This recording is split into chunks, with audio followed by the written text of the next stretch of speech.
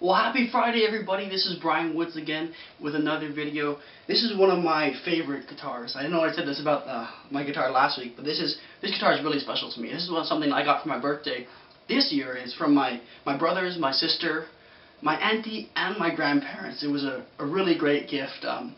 It's a 1996 Ibanez SV 420 FM. As always, Ibanez has the most fantastic names for their instruments. This guitar is made in Korea. It's an S series, so that's where the S comes. S stands for Sabre series guitar, and the V stands for vintage. So it's a vintage Sabre. It's supposed to be a kind of throwback to old Fenders and maybe old Ibanez's too, but with a little bit of a modern twist because it's a Sabre style guitar. It's a really rare guitar as far as I know. I believe this particular color and model configuration was only made in 1996 and 7. So it's really rare, and it's really special for that reason, and also because this is a 1996 model. It's the year I was born, so it's the same age as me. That's one of the reasons I was so attracted to this guitar.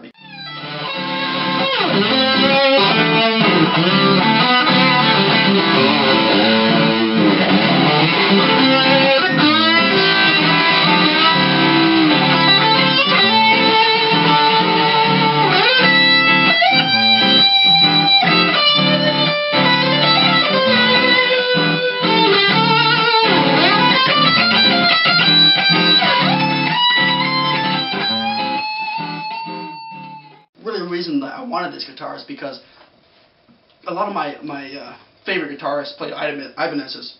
People like Steve Vai or Joe Satriani.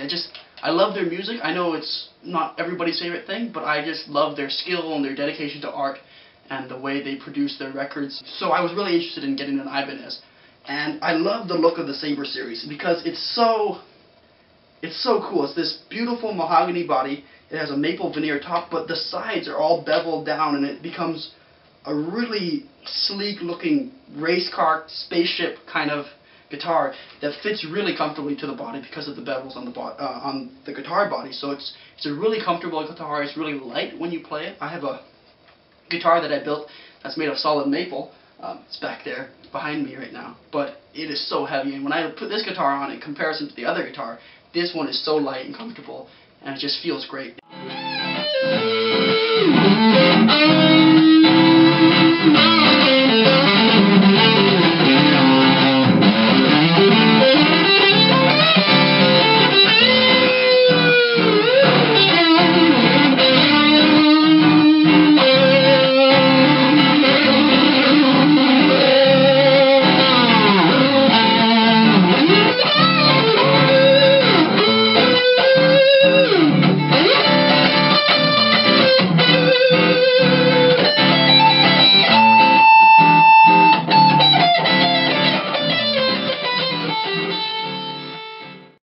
Wonderfully thin and comfortable maple neck with a rosewood fretboard.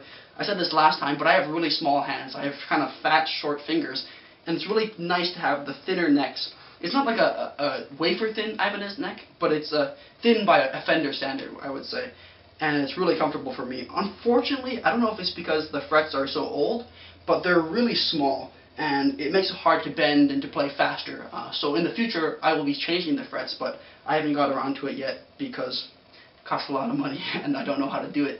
Otherwise, I would do it myself.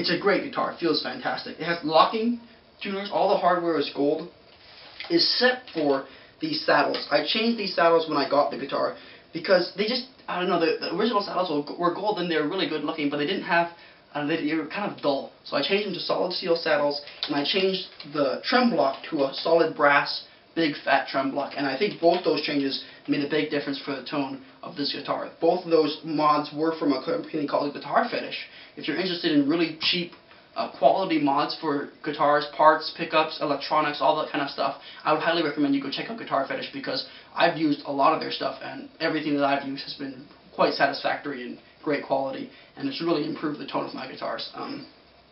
It has 2 humbuckers and a volume knob and a tone knob.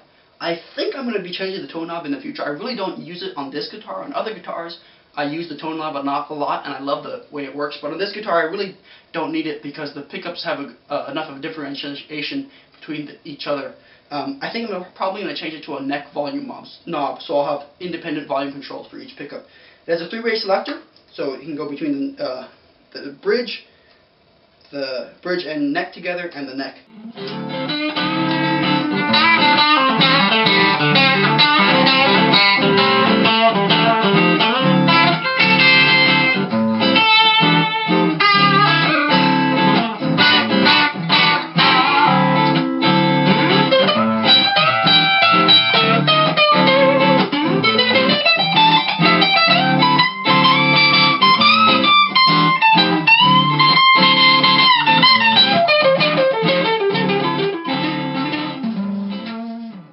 I really love, my favorite pickup on this guitar is the neck pickup. It's sweet, it's thick, and it's not too throaty or muddy, but it's nice and clear, and it just sounds fantastic. So here, let me give you an example really quick.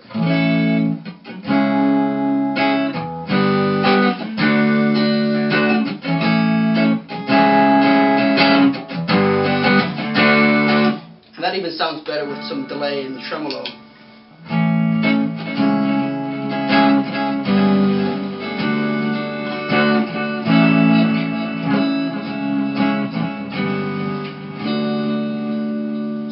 A wonderful, sweet, warm tone that's really useful for vintage stuff, and even for rock guitar. If you turn on the distortion pedal, this is a Boss DS1 distortion.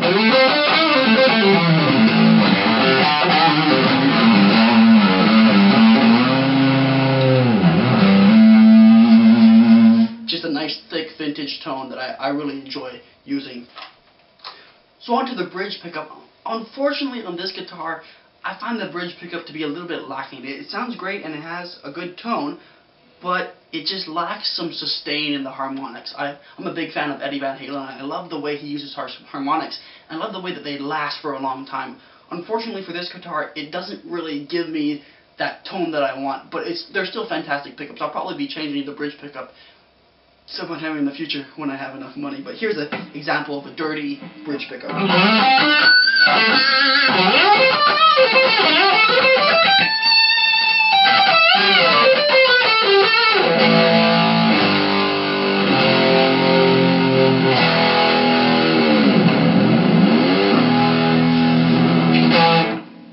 That brings me to one of my favorite features about this guitar, and that's this 2-point tremolo system. It's just a wonderfully designed tremolo system. It is smooth, it has great wobbles, it can do that kind of gurgly thing.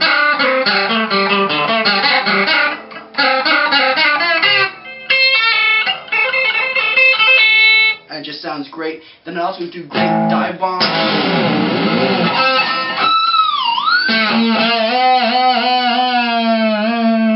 And I have it set up so it can float and do some great pull-ups too. But it's a wonderfully manufactured piece of machinery that stays in tune rather well in conjunction with the locking tuners, and it just feels really smooth and really, really awesome in the hands as you move it around and change the pitch of the strings. Well, that's my Ibanez SV 420 FM, and great, wonderful mouthful of a name.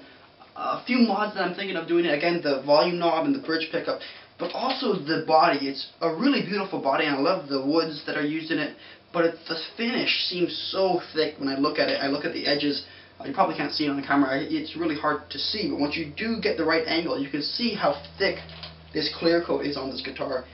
And I've always found, in my experience and from what I've read about great guitarists who build their own instruments, who use custom instruments, is that the more finish you put on a guitar, the less it breathes, the less vibrant it is. So I might consider, it would be a big decision for me because this guitar is really special to me, but I might consider stripping the finish off and just doing something really thin like beeswax or oil, and hopefully that would improve the tone. I'm not sure if I'll do that yet because I really don't want to mess with this guitar because it's really special.